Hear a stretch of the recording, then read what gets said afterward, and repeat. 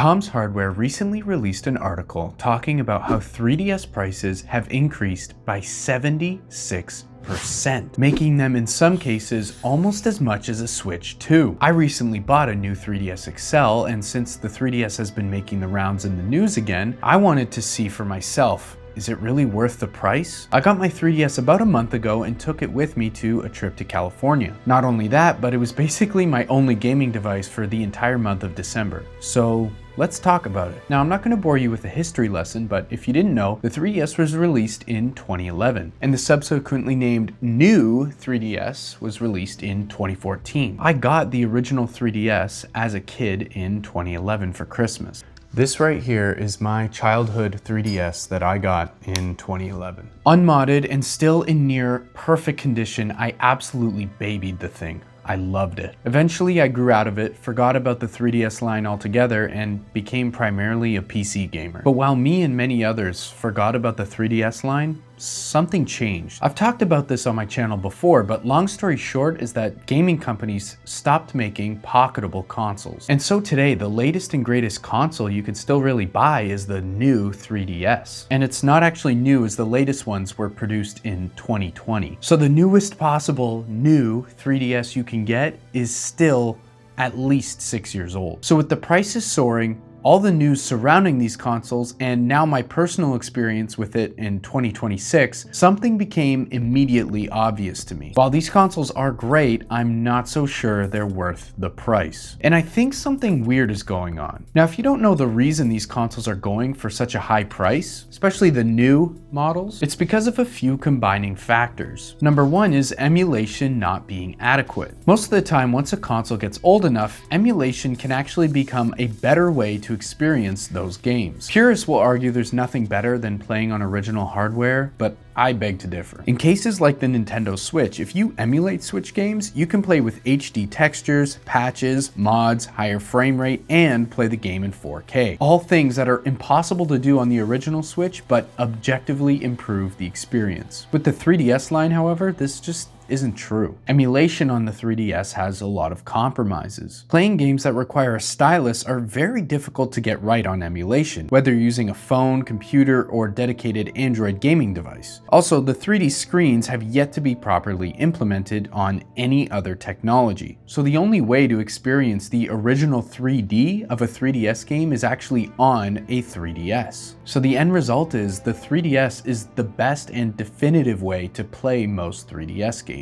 At least right now. And this also applies to DS games too, because all the stylus problems and dual screen emulation problems also apply to the DS. Number two is that the game libraries of the 3DS are huge. And not only huge, but great in quality as well. The 3DS can natively play 3DS games, obviously, but it can also natively play DS games and can natively play Game Boy Advanced games, making it technically the only Nintendo console that can play 3 generations of games natively. And all 3 generations that it can play natively are known for being very good libraries. This means if you have a new Nintendo 3DS XL, you have a very good definitive way to play 3 generations of consoles natively. And if you factor in emulation, you can do that too. You can emulate many older consoles like the NES, SNES, and even some N64 games, and much, much more. Number 3 is that it's the last first-party pocketable console. Many people are missing the days of pulling a console out of your pocket and playing wherever you are. This became really obvious to me while I was traveling in California, because it was really nice to pull my 3DS out at a moment's notice in a long car ride, plane ride, or just when I had some downtime. The consoles of today don't really offer you this luxury of being able to play wherever, whenever, simply because they don't fit in your pocket. So with these 3 factors in mind, the 3DS prices have catastrophically exploded. But again,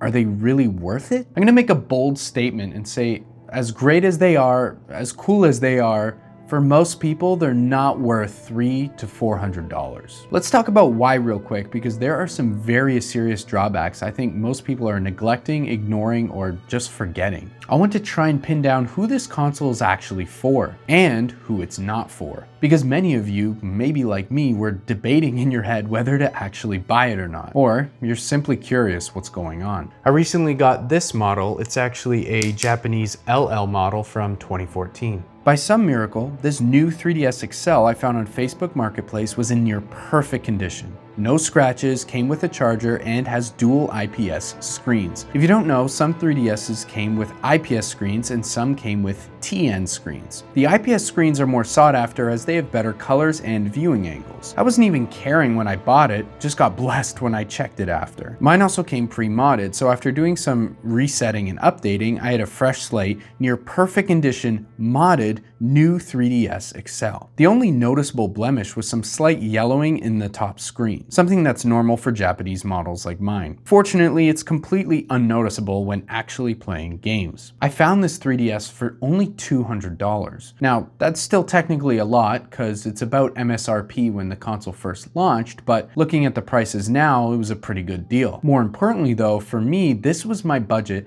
This was the max I was willing to spend on this console. $200 is what the console was actually worth to me. After seeing the prices at $300 to $400 on many listings, it made me question if people are really buying these for the right reasons, or if it's just FOMO. And for all of its strengths, I noticed some major weaknesses too. The first one obviously being it's a bit underpowered and dated. This shouldn't need to be said, but if you are expecting to play modern games on it, I'm sorry, this isn't for you, especially when it comes to multiplayer experiences. The only reason I'm saying this is because I want to feather your expectations. If you're someone who likes multiplayer focused games, more modern games like Arc Raiders, Battlefield 6, those types of newer experiences, I don't think you'll actually get that much enjoyment out of the console. On the other hand, if you love playing retro games and single player experiences, or you have friends with 3DSs who are willing to play with you for LAN parties or online, then you would enjoy it a lot more. The second weakness is graphics. As I mentioned before, being a dated console, don't expect amazing graphics. If you're into retro games like me and can appreciate the art form, you will love it. There are so many games that have beautiful art in them, beautiful music, and you can really get a lot of enjoyment out of that. Again, this should be obvious, but unless you really want to play these 3DS, DS, and Game Boy Advance games in the most perfect way you can, this console probably isn't for you. Some of you guys might think what I'm saying is controversial, but the sad fact is most gamers don't play single-player retro games. Most gamers stick to the latest and greatest from large companies. I'm someone who appreciates the art form and has gotten into the hobby of retro games, so I'm just trying to convey who the 3DS is for and whether it's worth it or not for you to buy it in 2026. And let me be clear, if you just want to dabble in 3DS games and don't need the 100% best experience, there are much better options for you out there. The first one is the AYN Thor. It's a dual screen Android gaming handheld that is way more modern than the 3DS. It can emulate 3DS games pretty good, but can do so much more because it's way more powerful and way newer.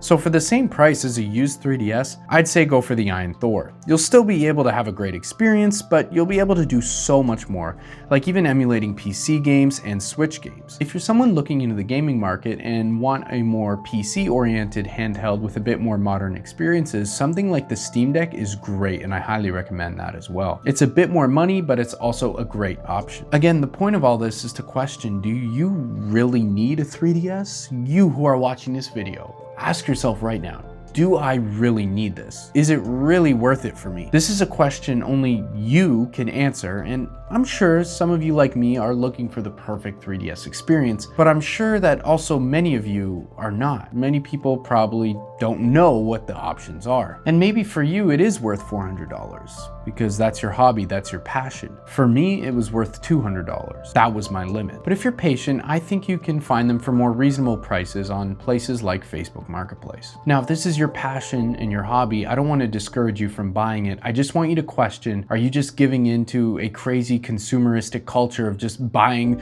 this thing and going after the next thing and chasing a laser like you're a cat? Or is this something you're actually going to use long term? Now, real quick, I just want to tell you about my recent experience using it on vacation because some weird things happened.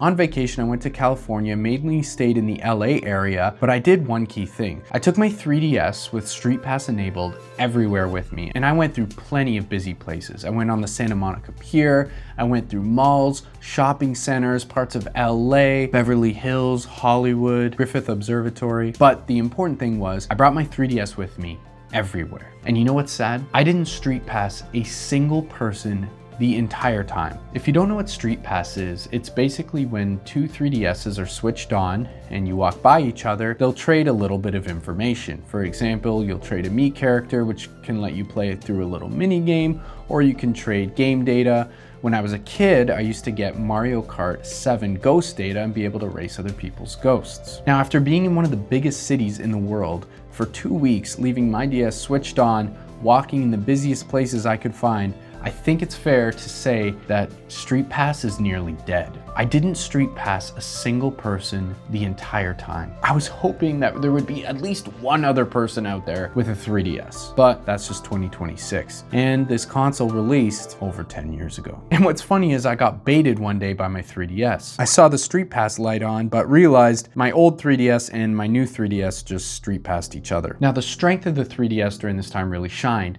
During those quick little moments, I was able to just pull it out of my pocket and play it wherever I was. I was enjoying my favorite DS games and 3DS games from my childhood, as well as playing through Donkey Kong Country Returns 3D, oh that's a mouthful to say, playing that with my wife. And honestly, that's gotta be one of the best platformers of all time. Now, with all that said, I just wanna leave you with this. Before you spend $300 to $400 on a 3DS, ask yourself, are you really gonna play it for more than a week?